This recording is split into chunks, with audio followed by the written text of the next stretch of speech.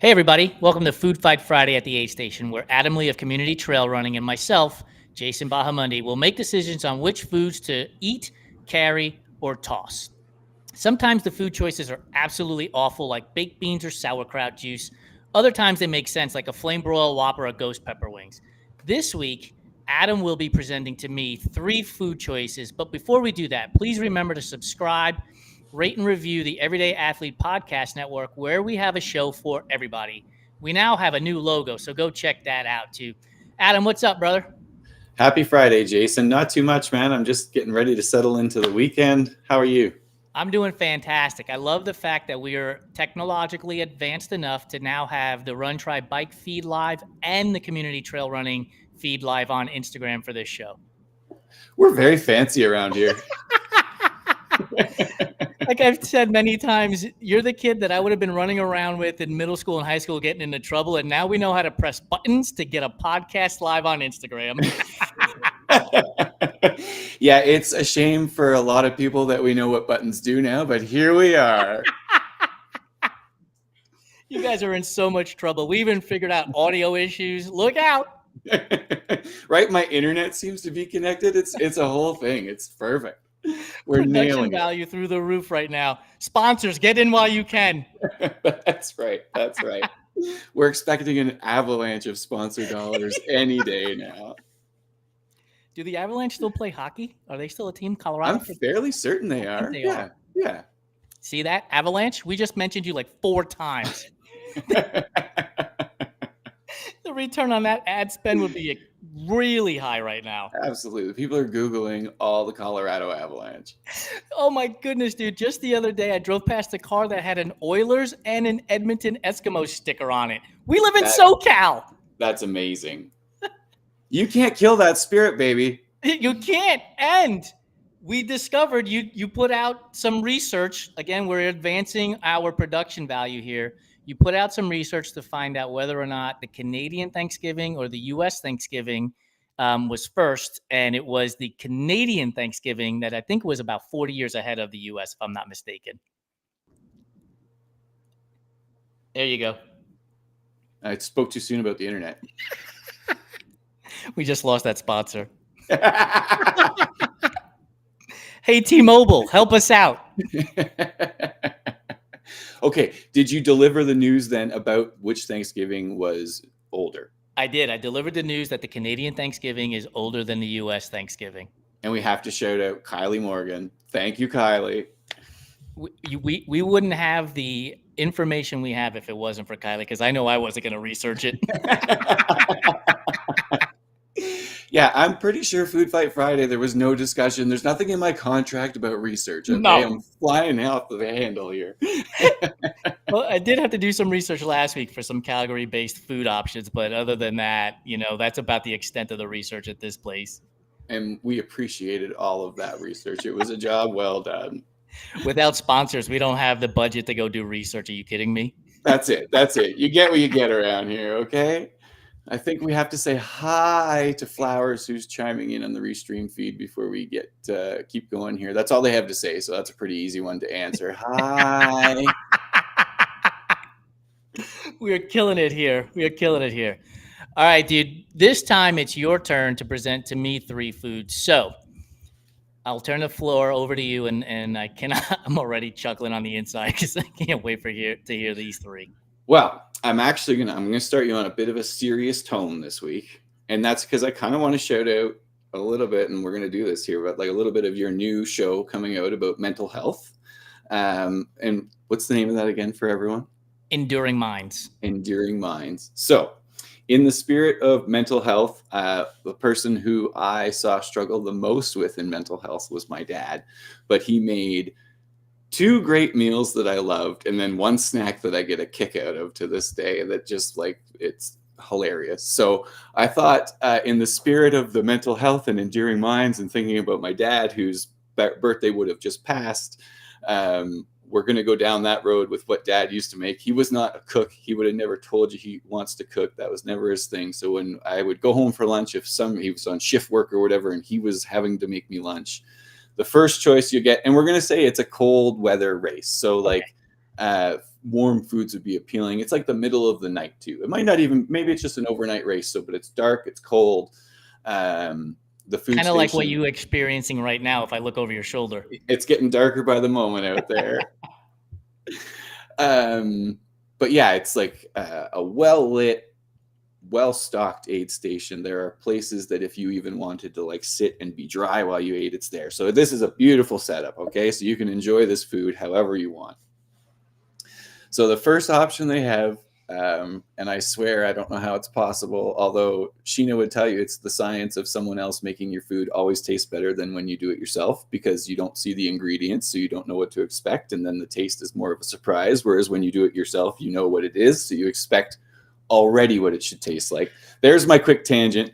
Dad made the best toast and tomato sandwiches, just like white bread with mayo and tomatoes sliced thin, salt and pepper. I don't know how he did it, but they were the best sandwiches. And then the second one that he would make is also a sandwich, but it was soup, and it would be tomato soup with Tabasco sauce because he wanted to make it spicy. And then tuna sandwich to dip in there. So tuna sandwich and tomato soup, spicy tomato soup with Tabasco. And then the third one, which is the snack, which just get a kick out of because it's a slice of processed cheese with, do you have HP sauce in the States, like steak sauce?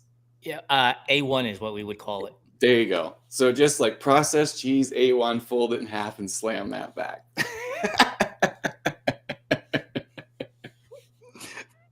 5-star Michelin restaurant, slice of cheese with A1 sauce. I love it. Yeah, exactly. So yeah, some super like just basic but great stuff that he had a real good handle on. And the slice of cheese with A1 is, I don't think you'll find a lot of people that are into that, but I would tell you right now, it's got a special place in my heart. Well, first of all, I love the connection to all of this, to your dad and the Enduring Minds podcast. It makes it even more special. Going back to episode 1 of our Food Fight Friday at the aid station and the idea of having to carry a bowl of baked beans or a bowl of sauerkraut juice and not knowing how I would do that, I have to eliminate the tomato soup, but it sounds awesome. Like, I remember when my mother would make tuna sandwiches for me as a kid too. So for me, the way a perfect tuna sandwich is globs of mayonnaise, like it's like liquid basically, right? Yeah. With tiny chopped up pieces of red onion, celery, and carrot. So I get a little texture in there along with it being on toast. So I'm all in on the tuna sandwich to dip into the tomato soup, but I can't carry the tomato soup. Haven't figured out a way how to do that. So that's got to go. Next up is I'm eating it right then and there is sliced tomato on toast with salt and pepper. Like, honestly, I could slice tomato and sprinkle salt and pepper and some Tabasco on there, and it's just a heavenly snack. And if I'm adding toast to it, that's up a notch. That is mayo. Yeah, and mayonnaise, which I absolutely love. By the way, my tangent, food manufacturers make mayonnaise in like single serving and sell it at the grocery store.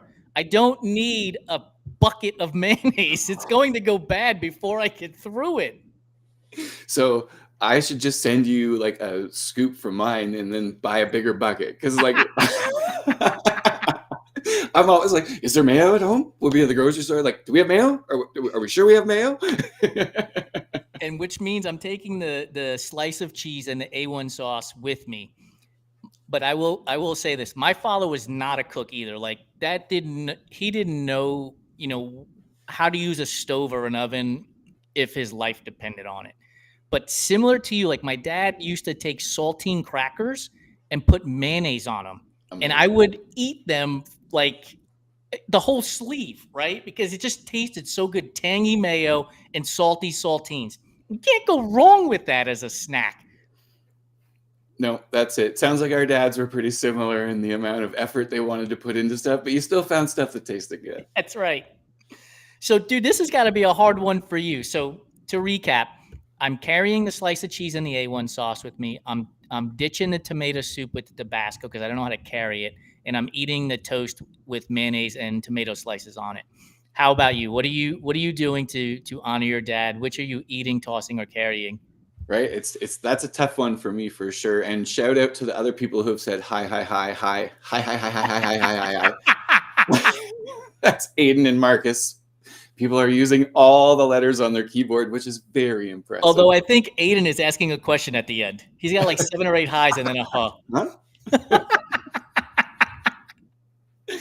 I think I'm with you in that I would pitch the tomato soup and tuna sandwich. I could cruise and eat some soup like we've discussed. That'd be fine. But I think mostly it's the tuna. As much as I like the tuna sandwich, I think while running, it might not be the greatest thing that I could have out there. Especially with the toast and tomato, which might still give me heartburn or whatever because my esophagus is what it is. But anyway, I would carry the toast and tomato because that will be easier to carry than the cheese slice and the HP. And I'll just get such a kick out of eating that at the aid station with everyone else. And I'm like, yeah, that's the thing I'm crushing right there. We're all lunatics. One thing I just realized, like you set me up to eat the tomato soup while I'm at the aid station because you said it was a cold night. Yeah. I should have eaten the tomato soup and gotten warm before hauling ass out to the next into the cold winter there. But you're all about show up and blow up, so you don't have time to sit and eat soup.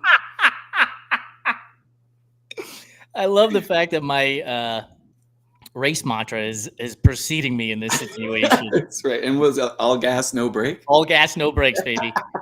Light your ass on fire and see how far you can get. Sometimes you get to the finish line, and sometimes you don't. Soup sounds like brakes. That ain't you, man. You know what's funny though? When people are like, I can't do that. I'm like, you have no idea. Even if you paced yourself, you might still not make it to the finish line. Like, you have no fucking clue what's going to happen. You might as well go all out. I haven't done a 50 since like we've had that conversation in the show up and blow up. But I say it to my wife at every race now, like, show up and blow up, baby. That's it. Sometimes you got the talent. Sometimes you don't, like who the hell cares? You might eat shit halfway through it too, right? Even if you're at the most perfectly paced event, you might trip and fall and end up out of the race also. So go for it. Let it eat. Live life on the edge. Adam, thank you so much for joining me. Folks, we will be back here in 2 weeks, the day after U.S. Thanksgiving, which is actually younger than the Canadian Thanksgiving. Thanks to Kylie for figuring that out for us. And I'm sure we'll have some sort of leftover conversation for that one where I will be presenting to Adam 3 food choices to eat, carry, or toss. Thanks for joining us on Food Fight Friday at the aid station. Check out